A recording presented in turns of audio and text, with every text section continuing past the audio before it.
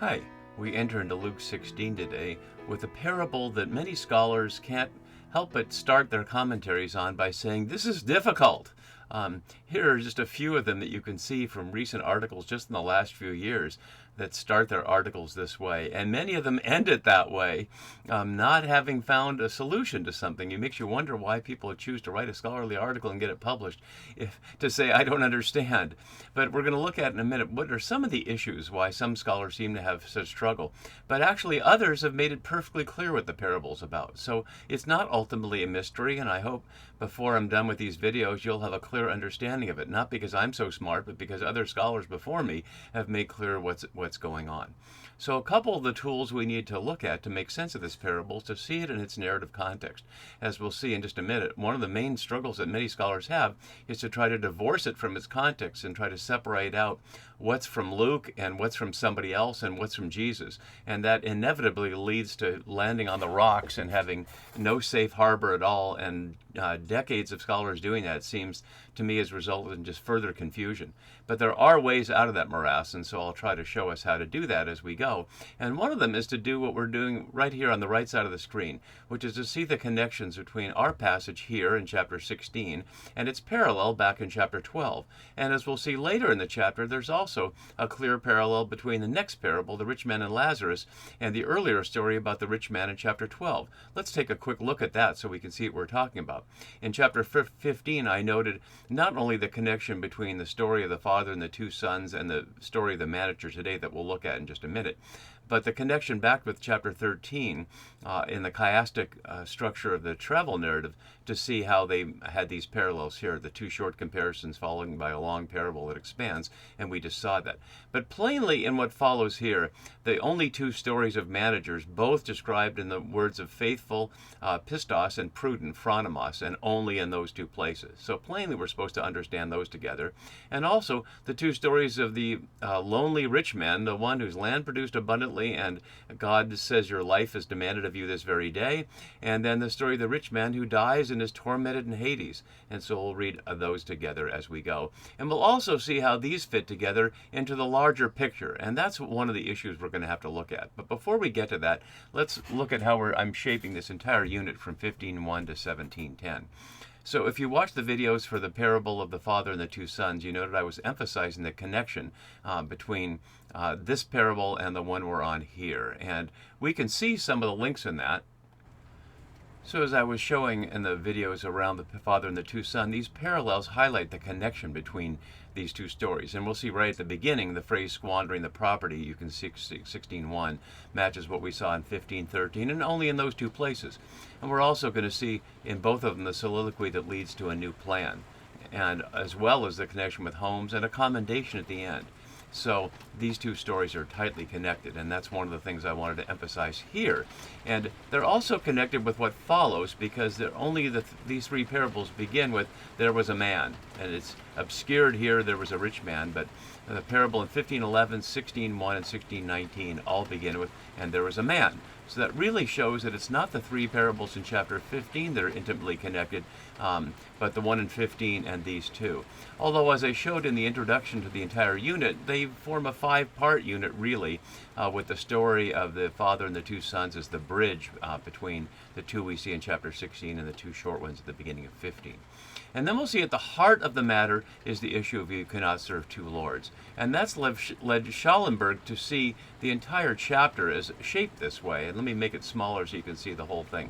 So he sees it as a roughly thematic chiasm, with the first parable here, the second parable at the end, the comments about the first parable here, and the comments about the second parable that preceded here, and at the center, the issue of the Pharisees, who were lovers of money, heard this and they ridiculed him. Although when we get there, we'll look more closely at that language. So when we see that connection, we can see really how this is the heart of the chapter, but it's also the heart of this whole issue. One cannot serve two lords. And so we'll look more at that as we go. So let's look at some of these issues that have made it so difficult for scholars, at least some scholars, to understand the parable. One is, where does the parable end? And let me just scroll down to where we are to see the issue. So the parable, in the sense of the characters in the story, seems to end here. His master commended the dishonest manager, and I'm just going to go with the language of the New RC for now. I prefer the manager of injustice, but we'll get there in a minute. Does it end right here, or is this comment here, the children of this age more shrewd, is that part of the parable, or is that something else? And then what about what happens in verse 9? And some of what's at issue here is the assumption of many scholars, and it's an assumption I reject, but I want to put it out here because many scholars continue to carry it, that Luke is working from a series of sources that he's modifying, and we certainly know that's true at some level. We've been seeing what he has in common with Matthew, that scholars call Q, and we've certainly seen that he's working a lot with Mark. But in these stories, there's nothing like anything like this in either Matthew or Mark, and so this is what scholars call Luke. And so is Luke taking something from some other source that we don't know about? How can we separate out, or can we, the words of Jesus, historical words of Jesus, from the words of Luke? And do they differ in their theology? And many scholars believe they do, including someone like John Dominic Crossan, who's done more about finding the historical Jesus and working with parables than probably anybody else in the modern world, certainly. And yet he insists that there's a difference in theology between what Jesus says and what Luke says, and I could not disagree more. I find these completely consistent, and that Luke is constructing the whole thing, and that we can't possibly get to the words of Jesus because there's no rational basis for separating out the words of Jesus from the words of Luke. And that's my stance, and you're free to agree or disagree, but I want to put out there the perspective out of which I'll be reading this. And one of the reasons for reading it this way is I think you get better results. Whereas people like Crossan and others end up with a confused text that seems to talk against itself, and it makes you wonder why Luke would take something that's radical from Jesus, modify it, but leave the traces of two different views there for people to be confused about. I think Luke, on the other hand, was a brilliant writer who put every dot and tittle in the exact place and knew exactly what he was doing. So it's just really part of our initial presupposition about what we think of Luke as an author. And that's similar to the second question here, number 2, how much of Luke 16, 1-13 is from Jesus or a pre-Lucan source? And similarly, how does 16, 1-8 fit with the preceding parable? That's a different issue, but that's one I was just addressing. And then how does 16, 14-18, which comes after that, that's this material here that comes after that, how does that fit in? Especially this question around divorce, which seems to have nothing to do with economics or anything else, but it does, and we'll see what it does when we get there. How do echoes from other parts of Luke help us to interpret that? And that's what I'm pointing to in terms of the chiastic parallel around the travel narrative, but there are also other examples we'll see from other people who were managers or other people who were rich in terms of this parable or the one that follows in 16, 19-31. And similarly here, this question of how does the interpretation in 16, 9-13 fit or not? And these are questions, depending upon you answer it, leads you to a dead end or to a clear answer to what the parable means. Another one people struggle with, and I find this one fascinating because it says much more about economic presuppositions than anything else. Why is someone accused of injustice or dishonesty being praised? And what we'll see is many times it's because people impose their capitalist assumptions about how economics work and what morality is in economics on the text. As many more recent scholars have criticized people for doing around debt, making debt seem like it's a moral fault rather than just an economic reality that happens. And so we'll see how when we get ourselves into the economic mindset of Luke and the first century, everything will make perfect sense here. And that leads us right to number 8. What can we know about debts, managers, and contracts in Luke's context? And that's key. And once we discover some of that from people like Herzog and Bailey and others, it'll again make sense. Following from the immediate of the parable, what does the discussion about the law and the prophets in 16, 16, and 17 have to do with either parable? And we'll get there when we get there. And then finally, the one that seems to really have nothing to do with it, why is there an isolated verse about divorce in 16:18? But we'll see, it fits exactly in there once we understand how things are going. So we've already looked at the parallels here. Let's look at the parallel. We already looked at this parallel here, I'm sorry.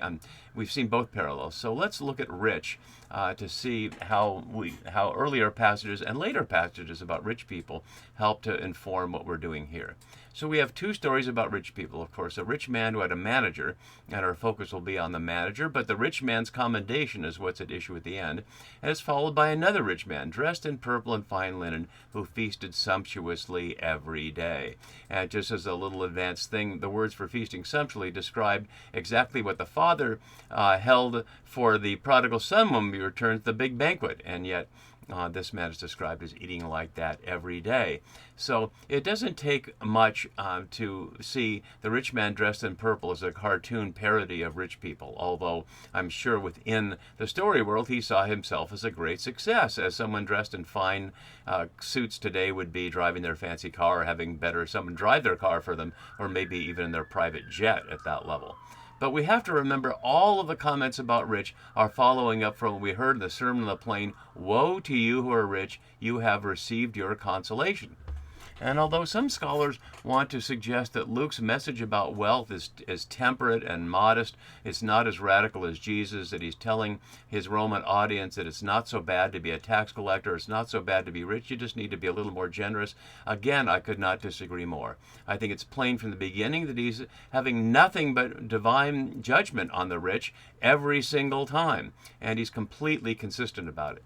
So we saw back in chapter 16 the mockery of the land of the rich man who produced abundantly, the mockery for nothing else, that he assumes that the fact that the land produced abundantly has something to do with him, and that in his isolation he's going to eat and drink and live merrily, and then he's described as a fool. So plainly the rich get no consolation from that. And we certainly saw in chapter 14 in Jesus' admonition not to invite your rich neighbors to your banquets, and we saw what happens when you choose to break that social norm of balanced reciprocity and invite the people who can't repay you, which is the poor, the blind, the lame, etc. In other words, those whom Jesus addressed in his inaugural sermon as the goal of his whole mission, to have Jubilee practice so that everybody has enough. If you practice that, your rich friends and neighbors will come up with all kinds of transparently lame excuses for why they don't want to associate with you anymore. So plainly, that's not a positive image of the rich, who so despise the poor that they don't want to be associated with somebody else who hangs around with the poor. Then we get to our immediate passage. Then we'll get to the man who becomes sad because he's very rich, and Jesus told him that he needs to sell what he has and give it to the poor to have abundance in heaven, but he couldn't do it. And then he gives the famous parable, originally from Mark, easier for a camel to go through the eye of a needle than for someone who's rich to enter the kingdom of God. And we get there, we'll see how quickly modern scholars want to run away from the obvious satire of that and say it can't really mean what it says. The eye of the needle must be some gate, and the camel needs to duck. But plainly, Jesus is not saying that. He's saying it's impossible for the rich to enter the kingdom of God unless they stop being rich, which is the whole point of the parables we're on today and in what follows in chapter 16. And we'll see that in Zacchaeus, who immediately gives away half of his possessions and pays back everything he got unjustly fourfold. And today, Jesus says salvation has come to this house because he is a child of God, which of course plays him off against the rich man here, who speaks to Abraham as Father Abraham, but is not called son by Abraham, across the chasm that divides them. And then finally, we'll see the ultimate harsh judgment on the rich, who put in out of their abundance to satisfy the demands of the temple, but the temple demands everything from the poor, especially poor women who are widows and have no man in a patriarchal culture to support them. So throughout Luke's gospel, we see nothing but condemnation on rich people. And of course, for Luke's audience, rich Romans, that's completely not only radical, but nonsensical. And that's why the Pharisees stand in for them throughout this. And that's why we'll see at the center the chiasm here, the thematic chiasm, is they ridiculed him or literally put their nose up at him. Everything that Jesus is saying makes no sense, not to the historical Pharisees, who are not necessarily lovers of money. The Pharisees' concerns have little to do with money, other than to care for the poor people that the temple demanded so much from, both in terms of the sacrifices, like we just saw in the story of the rich and the poor widow, but also in the cost of going to Jerusalem 3 times a year, according to Deuteronomy 16, in order to comply with the law, the Torah, and go to the 3 major feasts, which costs a lot of money to travel, as well as to leave behind your animals or your farm or whatever else you leave behind. So the historical Pharisees were actually concerned about the poor and the cost of the temple system on them. So plainly, Luke is using the Pharisees as a stand-in for his audience, who would not know Pharisees. They wouldn't exist at that time, and they certainly didn't exist spread out across the Roman Empire. So they're a blank slate that Luke can use to write on, and not allow his audience to see them so directly in it, but that they could squirm a little bit, perhaps like rich people watching my videos or rich people just reading Luke's gospel squirm if they're honest about what's going on and aren't quick to be self-justifying, exactly as Jesus says the Pharisees are, you who justify yourselves in the sight of others. So let's go, with all that in mind, let's go back to the beginning of our story here and enter at least into the first few verses to see what's going on. So Jesus says to his disciples, and plainly we know that the Pharisees and the scribes, along with the tax collectors and the sinners, are still there, because nothing has changed. We go back up another verse and it just ended the previous story. So this is still taking place at the meal that's at the Pharisees' house, and they're plainly still there, and the fact that they heard all this, as we see on the right side of the screen, indicates that they're still there. So why does the narrator tell us that Jesus is talking to his disciples? Well, we'll hear that here, and we'll hear it also at 17:1, framing the alternating direction of Jesus' words in this unit. Partly that helps it form a piece of the unit and highlights that the beginning of chapter 17 is part of this unit. And as I showed in the last parable, there are many verbal links between the Father and the two sons, and the beginning of chapter 17. We'll see more as we go. But this is to remind us that the disciples are still there. We last saw them in 12:22, a long way behind. And so now we know of 5 different groups who are listening to this: the Pharisees, the scribes, the tax collectors, the sinners, and the disciples. And they can all hear it from their perspective. And this is what they hear. There was a rich man. Or literally, there was a man who was rich. As Jim Brony suggests, there was once an Enron executive who got caught, but he cooked the books fast and made a soft landing. That's one way to look at it. But presenting it as an Enron executive is to highlight this is a story of rich people with rich people. A rich man with a manager who's the equivalent of like an executive vice president, because as we'll see next time, the amounts of debt involved are huge. This is not just some village situation. This is an equivalent of a major corporation dealing with its regional offices.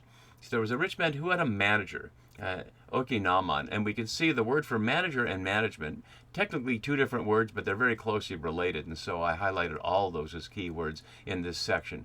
And the only other place that we find that is in the chiastic parallel back here, so we'll keep that one in mind as we go. So he has a manager, which literally means the economy of the house, and from which we get the word economics. You can hear, although it doesn't look the same, oikonomon and economics is the form of the same thing, house management or economic management, which is tautological, but you get the point.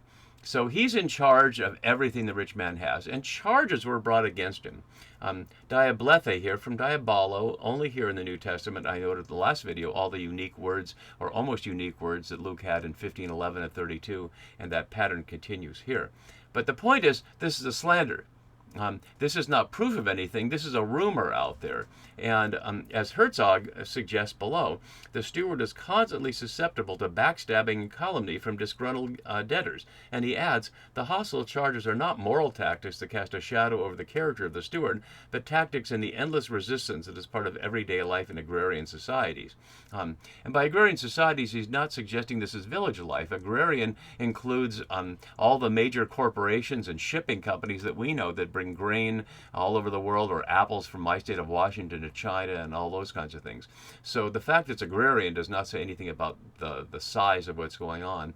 And we can imagine this same kind of back and forth in our kind of capitalist society, where buyers are always trying to get the advantage over sellers and sellers over buyers.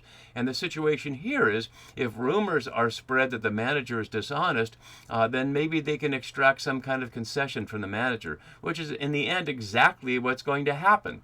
So in many ways, if these charges are being spread by the debtors, they're in a win-win situation here. And what's the worst that can happen? They get a different manager and they'd start over in their negotiations.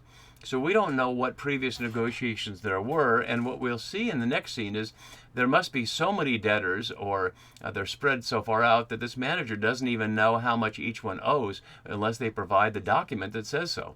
So there must be many debtors involved, and he doesn't know all of them, but he'll gather a few. So we don't know how extensive these charges were, and it doesn't tell us where this is taking place, in a city environment or elsewhere, but it's certainly sophisticated enough that it's not in a little village. So the charges were brought that he was squandering his property, diascorpion ten ousian, slightly different than what we saw in 1513, only around the word for property instead of ousia that we saw there around the use of bios as well, words that had to do with property but also one's substance. And so the division within the family was emphasized by that. Here it's not a family situation, so it's huperkanta, which can refer to all one has, and we see huperkaro a number of times in Luke, as we see here. So the rumors are that he's squandering the property, which is that to say either that he's not making enough profit on it, or perhaps that he's corrupt. Perhaps that he's taking some of it for his own. Either way, he's going to lose his job. But the owner, or described here as just simply as a rich man, we'll find out he's called a lord eventually, but not yet. The rich man summoned him and said, "What is this I hear about you?" But in asking the question, he doesn't wait for evidence. He says, "Give me an accounting of your management, because you can no longer be my manager any longer. You cannot be my manager any longer." In other words, based on the rumor, he's already made the decision. Why would he do that? Well, this is not the United States court. There's no right to due process here. And plainly, the rich man's view is his reputation has been sullied by the fact that the manager is rumored to be corrupt in some way. And can't you control your own people? What does that say about you if you have a corrupt underling? It might suggest you're corrupt, or it might suggest you're just too incompetent to have a good manager. And so he's already decided to fire him. Then why does he need an accounting of the management? So we need to look more carefully at this. So literally the accounting is the word of your management. And what does that mean? The books. He needs to see the books, which means he doesn't know. So the fact that he doesn't know means that the manager has some running room. And why would the owner know? Certainly, if you watch a show like Succession, you know that Logan Roy doesn't know what's going on in the hospitality division, nor does he barely know what's going on in the TV division. He can sit there at the top of the heap and have underlings do it for him. So there's no reason to think this rich man is keeping track of all the people who owe him money, or the manager's management for that matter. But he makes this decision here: you cannot be my manager. As Herzog says below, a steward could not be prosecuted for wrongdoing, but could be shamed or dismissed from the position. And he also notes that it's a matter of the rich man's inability to squelch the rumors, which make him look bad. So with that situation, we get to the manager's soliloquy, saying to himself, and as Bailey notes, the listener-reader expects a classic debate in which the steward loudly and insistently protests his innocence. There are many standard ploys he could use to try to defend himself and blame everybody else, including the master himself. But to the amazement of all, the steward is again silent. And notice we don't know if this is saying to himself in the face of the owner. This is a face-to-face scene that we see. He summoned him. Or is this after the fact? So the owner gets no clue of what the manager is going to do. And so we only hear, "What will I do?" recalling the question from 3:10 in response to John the Baptist, "What should we do?" Now we hear it as master, which is kyrios, or Lord, and it's one of our key words that we're going to see here as Lord. Taking the position away from me. And the word for taking away was first heard in chapter 1 for taking away disgrace, and so here it's the opposite, for causing a disgrace. And the word for position is management, so I've translated it that way here. I am not strong enough to dig, and many scholars have wondered what that would mean there, but more recently we've seen that it probably has to do with being sent off to the mines, as Mary Jo Beavis says here. The slave is in danger of being sent off to hard labor in the quarries, a form of imprisonment, the worst fate imaginable for a slave. But we don't know if this person is a slave, and that's one of the things that scholars argue about. We just hear that he's a manager, but we don't know what his status is. There are slaves who are managers. Slaves could be in powerful positions. But if he was a slave, as many people have said, the issue wouldn't be that he loses position. You don't fire slaves in that way.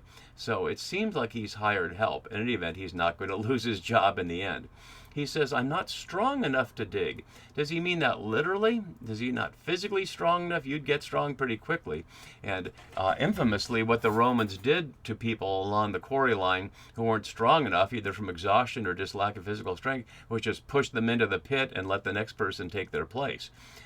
So we don't know if he literally is not strong enough or if he's not spiritually strong enough. In other words, it would be dishonoring for him to do that. But he brings up the honor issue around begging. I'm ashamed to beg. He can't lower himself enough to beg. And we only hear about begging one other time, although the rich man in the Lazarus story will be said to beg, but it's a different word. So he's decided what to do, and we'll see what that is next time. See you then for that. Bye-bye.